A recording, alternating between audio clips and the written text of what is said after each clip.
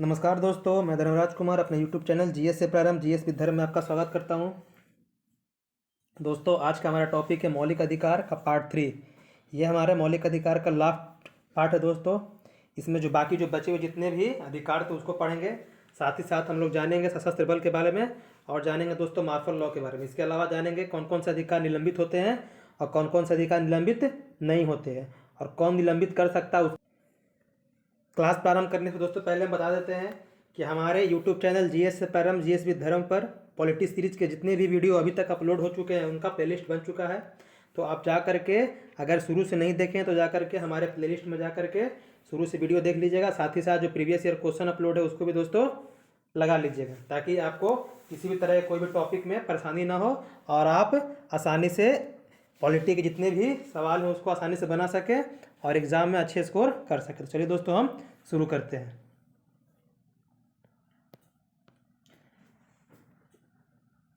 मौलिक अधिकार की कड़ी में दोस्तों हमारा चौथा जो मौलिक अधिकार है वो है धार्मिक स्वतंत्रता का अधिकार।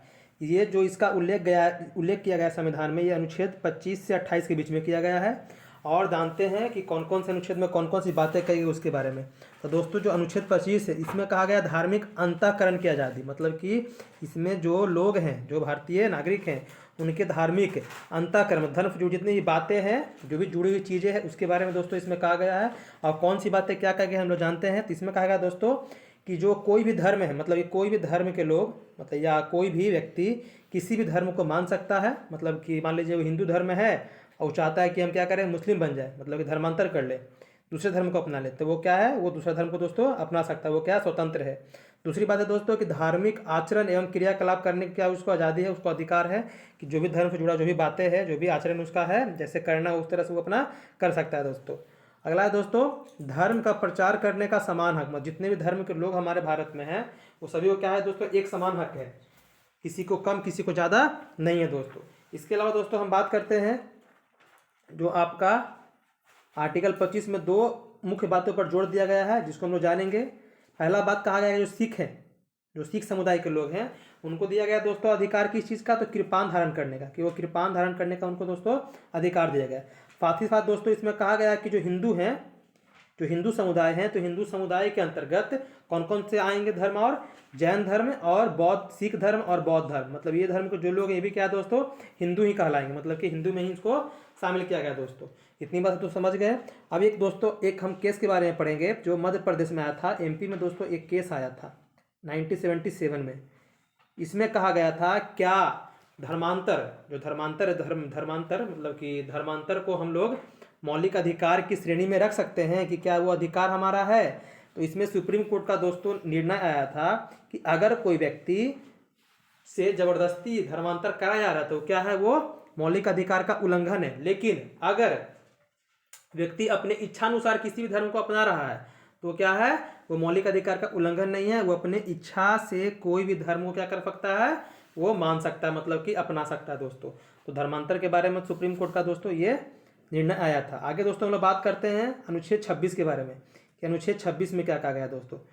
तो अनुच्छेद 26 दोस्तों कहता है धार्मिक कार्यों के प्रबंधन की स्वतंत्रता, मतलब कि जो भी धर्म से आप जुड़े हुए हैं तो उस धर्म से संबंधित जो भी आपके धार्मिक कार्य हैं उसको करने की क्या दोस्तों आपको आज़ादी है। इसमें दोस्तों कहा गया कि व्यक्ति को अपने धर्म के लिए संस्थानों की स्थापना करने की आज़ादी है। साथ ही साथ दोस्तों इसमें कहा गया है चल और अचल संपत्ति अर्जित करने का अधिकार दिया गया है। चल संपत्ति मतलब दोस्तों जिसको हम एक स्थान से दूसरे स्थान तक ले जा सकते हैं, और अचल होता है जिसको हम स्थानांतरित नहीं कर सकते हैं। चल संपत्ति आप बोल सकते हैं आपका मुद्रा जैसे हो गया, रुपया पैसा ये, और अचल जैसे हो गया दोस्तों जमीन हो गया, आपका भवन हो गया, ये सब क्या अचल संपत्ति है।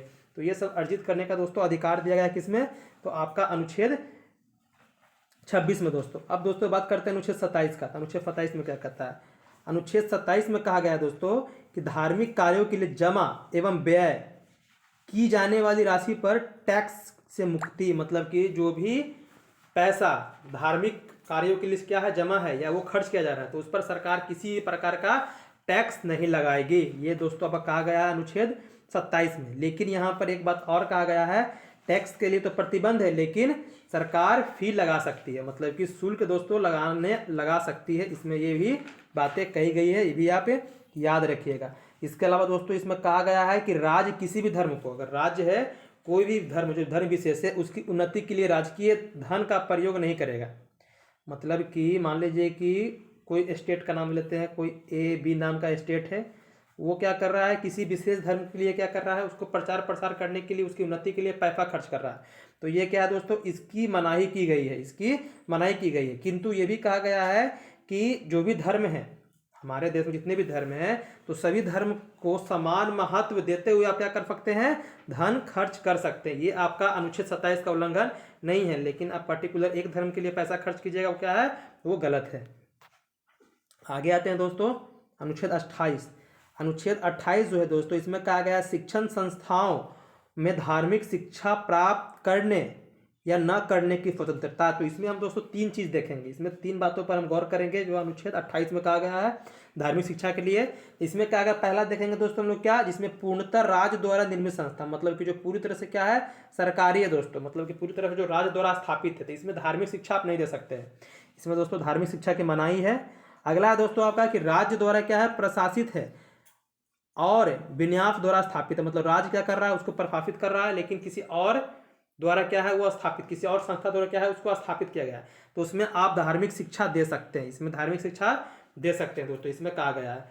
एक तीसरा जो है दोस्तों कंडीशन, उसमें कहा गया है कि राज्य द्वारा क्या है, मान्यता प्राप्त, मतलब राज्य क्या उसको मान्यता दिया है, तो इसमें क्या कर सकते हैं, आप धार्मिक शिक्षा दे सकते हैं, लेकिन जो छात्र को दे रहे हैं उसकी इच्छा पर निर्भर करता है। अगर वो इच्छा जाहिर करता है कि हमको विशेष धर्म की शिक्षा चाहिए, तब आप धार्मिक शिक्षा दे सकते हैं, अन्यथा नहीं। तो ये अनुच्छेद 28 में धार्मिक शिक्षा संबंधित है, इसमें तीन बातें आप याद रखिएगा दोस्तों। तो आपका धार्मिक स्वतंत्रता का अधिकार दोस्तों यही 25, 26, 27 और 28 था।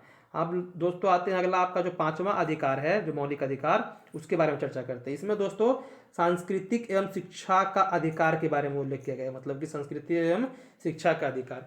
ये दोस्तों सबसे पहले याद रखिए, ये एक ऐसा मौलिक अधिकार है जो केवल अल्पसंख्यक को दिया गया है। किसको दिया गया है, तो ये अल्पसंख्यक को सिर्फ दिया गया है दोस्तों।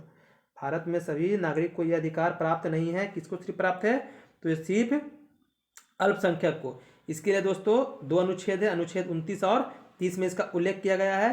तो दोस्तों हम बात करेंगे अनुच्छेद 29 के बारे में कि अनुच्छेद 29 क्या कहता है।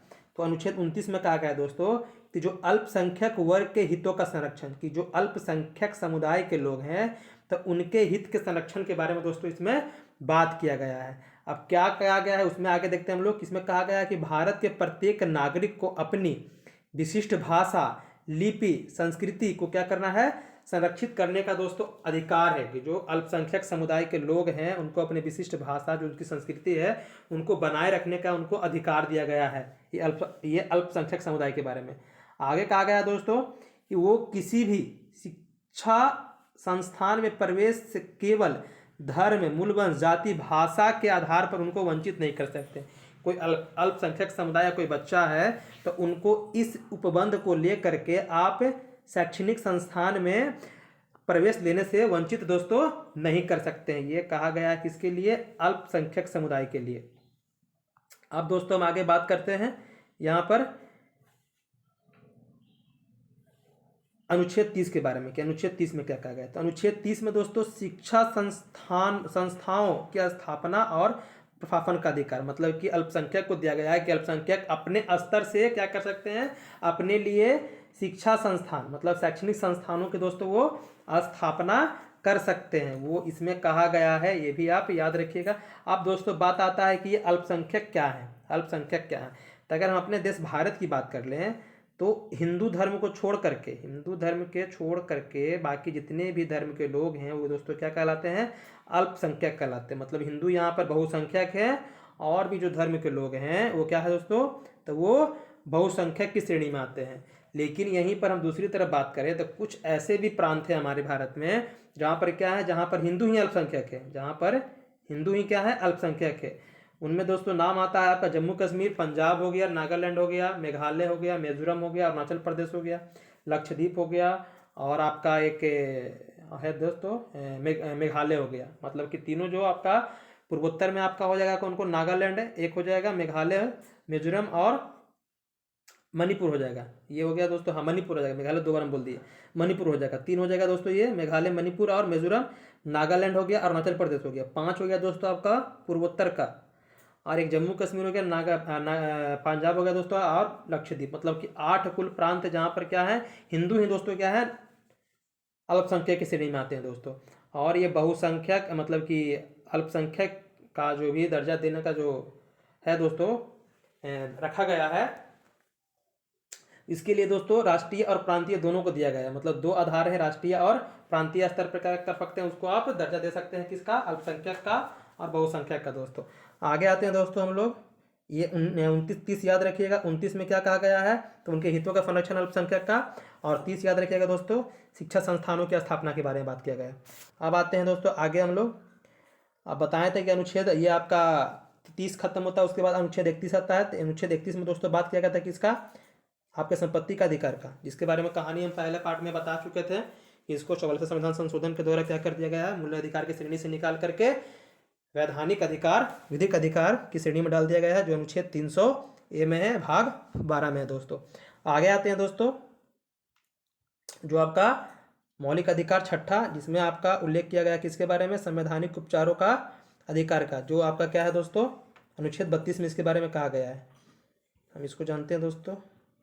इसमें कहा गया दोस्तों कि इसके द्वारा मौलिक अधिकारों को उच्चतम न्यायालय मतलब सुप्रीम कोर्ट में परिवर्तित किया जा सकता है। मतलब कि इससे पहले जितने भी आप अधिकार देखे हैं, मौलिक अधिकार 1, 2, 3, 4, 5, उसमें जितने भी उपबंध दिए हैं, अगर आपको लग रहा है कि उन उपबंधों का क्या है, आपका उल्लंघन हो रहा है, आपके मौलिक अधिकार का उल्लंघन हो रहा है, तो ये जो मौलिक अधिकार है उन सभी अधिकारों का संरक्षक है दोस्तों। मतलब कि इसके आधार पर क्या कर सकते हैं, डायरेक्ट सुप्रीम कोर्ट में आप अपना अपील कर सकते हैं कि मेरे मौलिक अधिकार का हनन हुआ है। इसे ही क्या कहे हैं डॉक्टर भीमराव अंबेडकर, जो बाबा साहब अंबेडकर जी थे, इन्होंने क्या किया है, ये संविधान की आत्मा की संज्ञा दी है, संविधान की आत्मा कहा इसमें। इसके लिए बहुत अच्छा सा वक्तव्य आता है दोस्तों भीमराव अंबेडकर जी का। वो बोलते हैं, कहते हैं कि यदि कोई मुझसे पूछता है कि संविधान का कौन सा अनुच्छेद सबसे महत्वपूर्ण है, मतलब कि जिसके बिना संविधान क्या है, मतलब कि कोई मतलब उसके बिना मतलब इसके बिना हम संविधान का कल्पना नहीं कर सकते हैं। अम्बेडकर जी कहते हैं इसके बारे में कि अगर कोई मुझसे पूछता है कि संविधान में कौन सा अनुच्छेद सबसे महत्वपूर्ण है, जिसके बिना संविधान निरर्थक है, मतलब कि जिसका कोई अर्थ नहीं है, तो मैं क्या कहूँगा, मैं आर्टिकल 32 के बारे में बताऊँगा। कि मैं आर्टिकल 32 के बारे में बताऊँगा कि आर्टिकल 32 के सिवाय किसी और अनुच्छेद का मैं नाम नहीं लूँगा। ये अम्बेडकर जी का क्या है, कथन है, क्योंकि यह संविधान की आत्मा है, यह उनका क्या है, संविधान का हृदय है। मतलब कि ये अम्बेडकर जी के नज़रों में इतना महत्वपूर्ण आर्टिकल है दोस्तों, जिसके लिए उन्होंने क्या कहा है, इसको संविधान की आत्मा और हृदय से क्या किया है, इसको नवाजा है दोस्तों। ये भी याद रखिएगा। अब इसको क्यों ऐसा कहा गया है, हम बता दिए कि मौलिक अधिकार का संरक्षक है सुप्रीम कोर्ट, इसके द्वारा आप जा सकते हैं। अब इसके आधार पर सुप्रीम कोर्ट क्या करता है दोस्तों, 5 प्रकार की रीट जारी करता है। अनुच्छेद 32 के अनुसार सुप्रीम कोर्ट क्या करता है, 5 प्रकार की रीट जारी करता है। उन 5 प्रकार की रीटों को हम दोस्तों क्या करेंगे, बारी बारी पर देखेंगे, जो आपके लिए बहुत जरूरी है। पहला है दोस्तों बंदी प्रत्यक्षीकरण, जिसको हैबियस कॉर्पस कहते हैं। इसका शाब्दिक अर्थ होता है दोस्तों सशरीर उपस्थित होना, सशरीर उपस्थित होना। क्या होता है दोस्तों, इसके द्वारा क्या होता है कि कोई अधिकारी किसी भी व्यक्ति को क्या किया, बंदी कर लिया, मतलब कि बंदी बना लिया, अपराधी या कोई भी हो, उसको क्या किया, बंदी कर लिया। तो अधिकारी का कर्तव्य होता है दोस्तों कि 24 घंटा के अंदर, 24 घंटा के अंदर किसी भी निजी मजिस्ट्रेट के पास क्या करना है, उसको पेश करना है 24 घंटा के अंदर।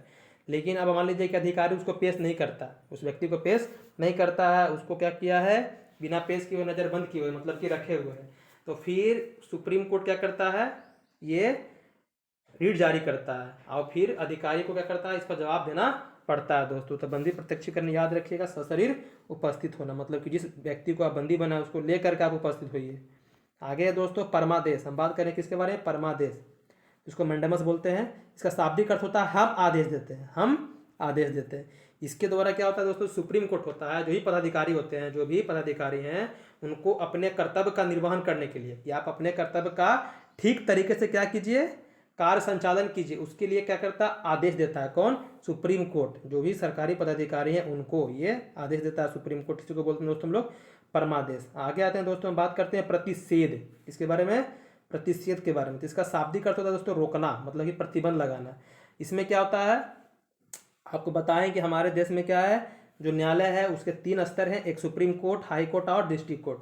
इसमें कहा गया दोस्तों कि कोई भी मामला अगर मान लीजिए कहाँ है, डिस्ट्रिक्ट कोर्ट में है, अगर डिस्ट्रिक्ट कोर्ट से क्या है, ये बाहर है, मतलब कि ये डिस्ट्रिक्ट कोर्ट के अंदर नहीं आ रहा है, मतलब कि इससे कार्य क्षेत्र से बाहर है, ये संभाल नहीं पा रहा है, तो ये कहाँ जाएगा, हाई कोर्ट में जाएगा। लेकिन अगर लग रहा है सुप्रीम कोर्ट को क्या है कि हाई कोर्ट से भी क्या है, इसका ये मामला बाहर है, तो ये सुप्रीम कोर्ट क्या कहा है कि आप मामला हमारे पास भेज दीजिए, मतलब कि आपके क्या है, आपके कार्य क्षेत्र से बाहर है, मतलब कि हाई कोर्ट पर भी क्या करता है, सुप्रीम कोर्ट रोक लगा देता है। अगर कोई भी मामला, कोई भी जो भी मामला है उसके कार्य क्षेत्र को लेकर के अगर लग रहा है कि हाई कोर्ट का भी क्या है, इस क्षेत्र से उसके बाहर है, तो सुप्रीम कोर्ट उस पर रोक लगाता है। तो उसी को क्या कहते हैं हम लोग, प्रतिषेध कहते हैं।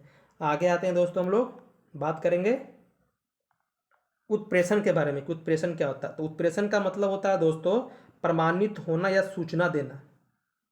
इसमें भी क्या करता है, इसमें भी जो वरिष्ठ न्यायालय है, मतलब कि जो सुप्रीम कोर्ट है या हाई कोर्ट है, वो अपने अधीनस्थ न्यायालय को, जो उसके पास जो भी क्या है लंबित मामले हैं, उसके पास जो भी लंबित मामले हैं वो अपने पास भेजने का आदेश देता है। मान लीजिए कि कोई डिस्ट्रिक्ट कोर्ट में कोई मामला क्या है, उसकी सुनवाई नहीं हो रही है, मतलब बहुत लंबे समय से उसकी वो वहाँ पर पड़ा हुआ है, तो हाई कोर्ट कहेगा कि मेरे पास भेज दीजिएगा। वही मामला क्या है, हाई कोर्ट के पास भी वही पड़ा हुआ है कोई मामला, तो सुप्रीम कोर्ट कहेगा कि आप क्या कीजिए, आप मेरे पास भेज दीजिए। ये इसी को कहा जाता है दोस्तों उत्प्रेषण।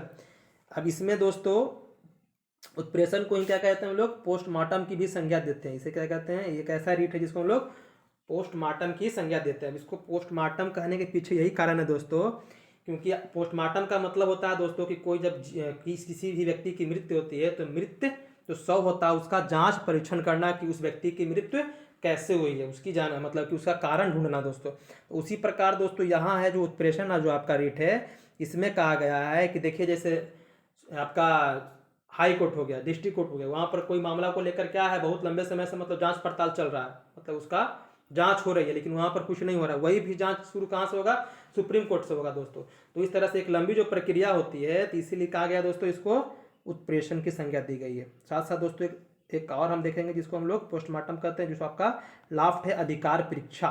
अधिकार परीक्षा में इसका शाब्दिक अर्थ होता है किस अधिकार से, किस अधिकार से। मान लीजिए कि आप किसी भी संवैधानिक पद पर या किसी भी पद मतलब पद पर क्या आसीन है, लोक सेवा हो या कोई भी हो, उस पर आसीन है, तो इस ये रीट जब अगर सुप्रीम कोर्ट जारी करता है, तो इसमें उस पदाधिकारी से सवाल करता है सुप्रीम कोर्ट कि आप जिस पद पर बैठे हैं उससे क्या आप उसके लायक हैं, किस अधिकार से बैठे हैं।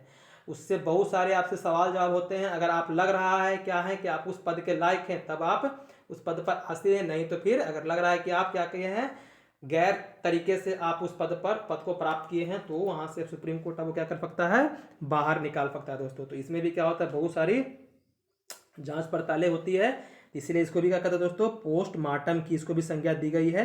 तो बता दी उत्प्रेषण और अधिकार परीक्षा दोनों क्या कहते हैं हम लोग, पोस्टमार्टम।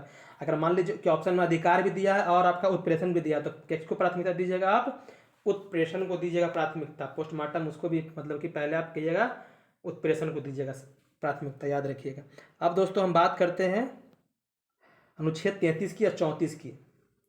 अनुच्छेद 33 क्या है और 34 क्या है दोस्तों। तो इसमें सशस्त्र बल एवं मूल अधिकार, उनके मूल अधिकार के बारे में बात किया गया है, हम बात करेंगे। अब दोस्तों बात सशस्त्र बल कौन होता है, तो हमारे भारत की 3 सेनाएं हैं। एक होता है भारतीय सेना जो है, थल सेना, जल सेना और वायु सेना। वो सब किस श्रेणी में आते हैं दोस्तों, वो सब आते हैं सशस्त्र बल की सेना में। उसके बाद दोस्तों एक आता है अर्धसैनिक बल।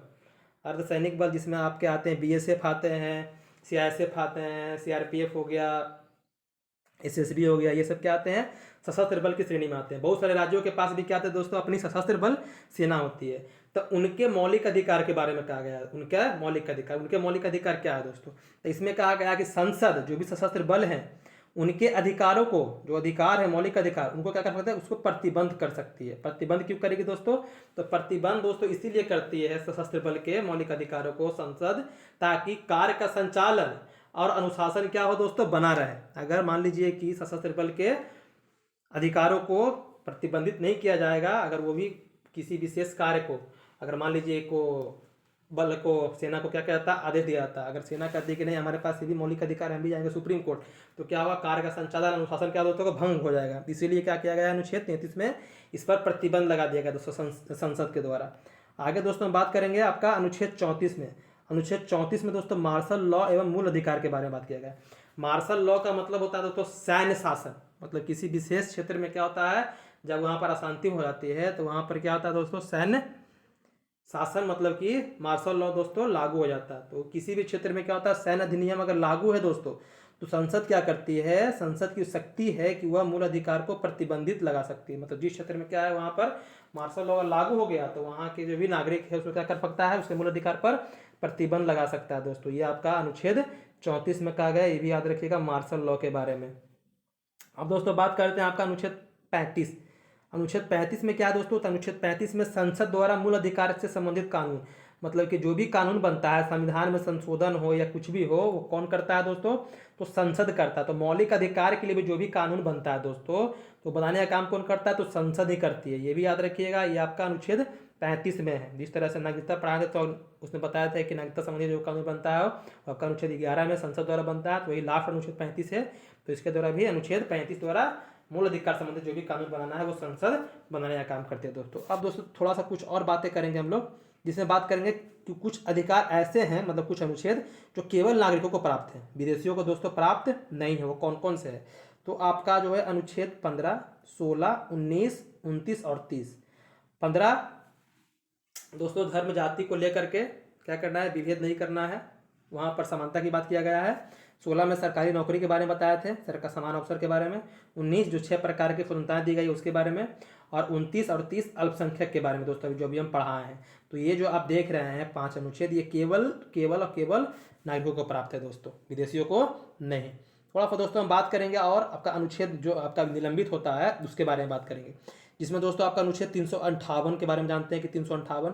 तो ये दोस्तों जो 358 है, इसके द्वारा क्या होता है, जो आपका अनुच्छेद 19 में जितनी प्रकार की आपको दी गई है आज़ादी, वो 358 के द्वारा क्या होता है दोस्तों, जब हमारे देश में आपातकाल लागू होता है, कौन सा आपातकाल, राष्ट्रीय आपातकाल की बात कर रहे हैं, जब राष्ट्रीय आपातकाल लागू होता है तो ये अनुच्छेद 19 में जितने भी आपको उपबंध दिए गए हैं वो 358 के द्वारा दोस्तों क्या होता है, निलंबित हो जाता है दोस्तों। लेकिन इसके लिए कंडीशन ये भी याद रखिए, क्या, जब बाह्य आपातकाल लागू हो, जब क्या हो, बाह्य आपातकाल, आंतरिक आपातकाल नहीं। आपातकाल भी दो तरह के होता है दोस्तों, एक मतलब राष्ट्रीय आपातकाल की बात कर रहे हैं, दो तरह के होता है, एक आंतरिक और एक बाह्य होता है दोस्तों।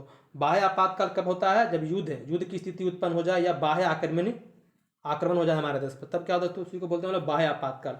तो ऐसी स्थिति बनती है तब दोस्तों अनुच्छेद 358 के द्वारा ये आपका अनुच्छेद 19 में जितने भी दी गई स्वतंत्रता है सब क्या होती है, निलंबित हो जाती है।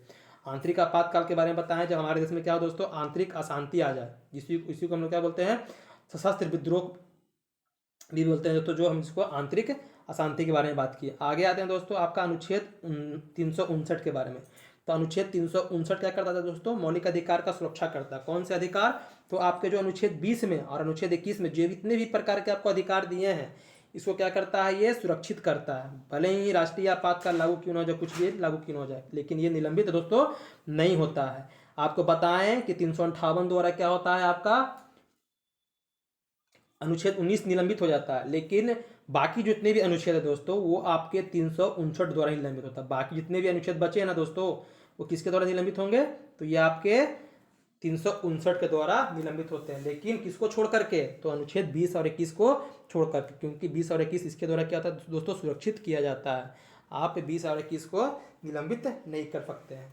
तो यही लास्ट क्लास था दोस्तों इसका। अब अगला जो वीडियो आएगा दोस्तों हमारा प्रीवियस ईयर क्वेश्चन का आएगा। यकीन कीजिए जितने भी पार्ट पढ़ाए हैं अगर वो आप पढ़े ही अच्छे से देखे होंगे तो एक भी क्वेश्चन ऐसा नहीं होगा जिसको हम बताएंगे ताकि आपको समझ में ना आए, तो आप आसानी से समझ में आएगा दोस्तों। तो वीडियो कैसा लगा दोस्तों कमेंट करके बताइएगा। हमारे चैनल को सब्सक्राइब कर लीजिएगा। धीरे धीरे जितने भी सब्जेक्ट हैं, जितने भी टॉपिक है, धीरे धीरे से हम कवर करेंगे दोस्तों, ताकि आपके जीएस की जितनी भी परेशानियां हैं दोस्तों वो क्या हो जाए, खत्म हो जाए, और आप आसानी से किसी भी एग्ज़ाम में जो भी जीएस के प्रश्न आए उसको आप आसानी से सॉल्व कर सके दोस्तों। किसी तरह का कोई परेशानी आपसे नहीं हो। धन्यवाद दोस्तों।